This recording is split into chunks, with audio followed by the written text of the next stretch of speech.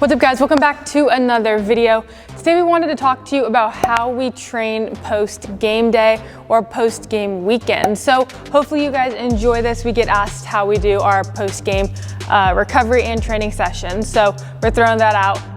If you guys do enjoy this, please give it a thumbs up. Please subscribe to the channel. We post new videos every Tuesdays and Thursdays, so make sure you're subscribed to catch all of them. Hope you guys like it.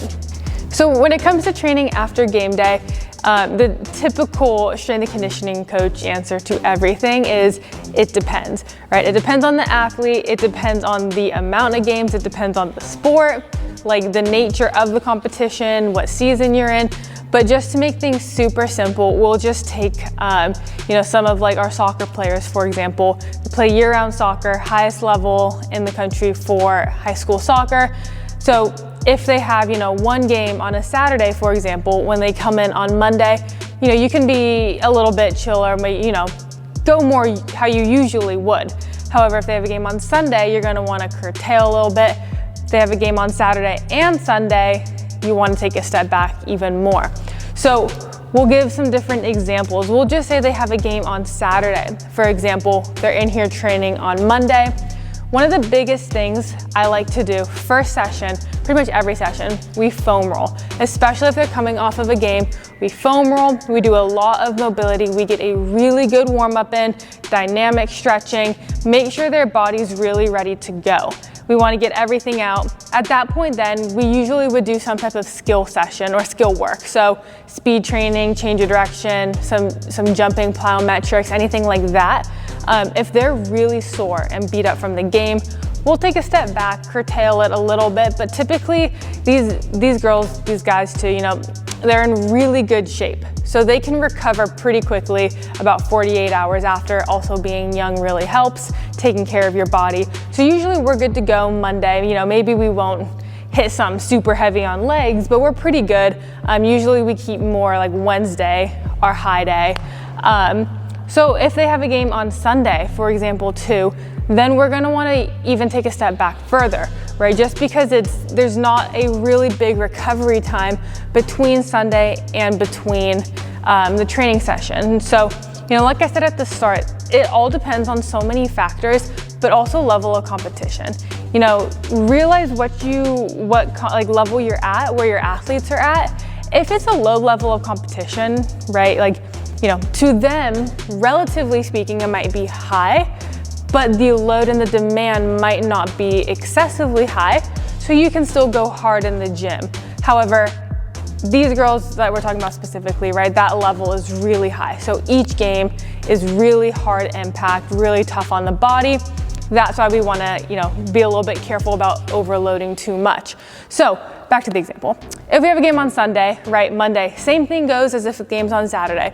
We're doing a crap ton of foam rolling. We're hitting, getting the baseball, trying to roll out, softball, lacrosse ball, whatever you want. Lots of stretching, lots of dynamic stretching. And the biggest thing is just movement, right?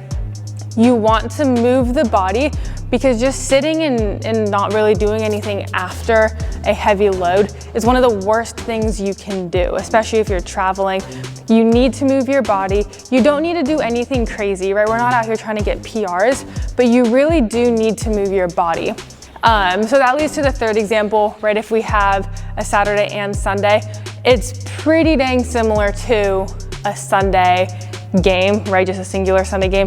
However, what we're doing in the gym regarding weights, it's pretty much null and void. So you can probably guess by now, right? Foam roll, mobilization, activation, just getting the body going. That usually will take about 20-30 minutes of the session when they do have those back-to-back games, because it's so much load on the body. They're usually tight, usually sore. So with them, that's usually the first bit. And then we'll potentially hit like a power movement in there just to get the body going, get things firing a little bit. The neuromuscular connection is still important, right? It doesn't have to be as fast as you would on a good day, but just, get the body kind of firing a little bit. That was my demo of a push press. Get it firing a little bit. And then when it comes to the strength, I really don't give a shit what people are lifting in here, after a back-to-back game on the weekend, especially when we're talking about high-level soccer. It's so taxing on the body. So the exercises selected, it's pretty much to get your body moving. So whether we do something like a sled drive, that's a big step every time to just get big, full range of motion. We'll do that. We'll do a lot of stability stuff because it's activating the body. You can get in some good stretching positions, but it's not super taxing, super demanding. There's no point in tearing down some muscles that are already trying to recover. The best thing we can do is aid in recovery, so then we can go hard, the next day. So it's all about a balance, trying to figure out, how we can still build strength, right? Just because we're in season doesn't mean we have to stop building strength.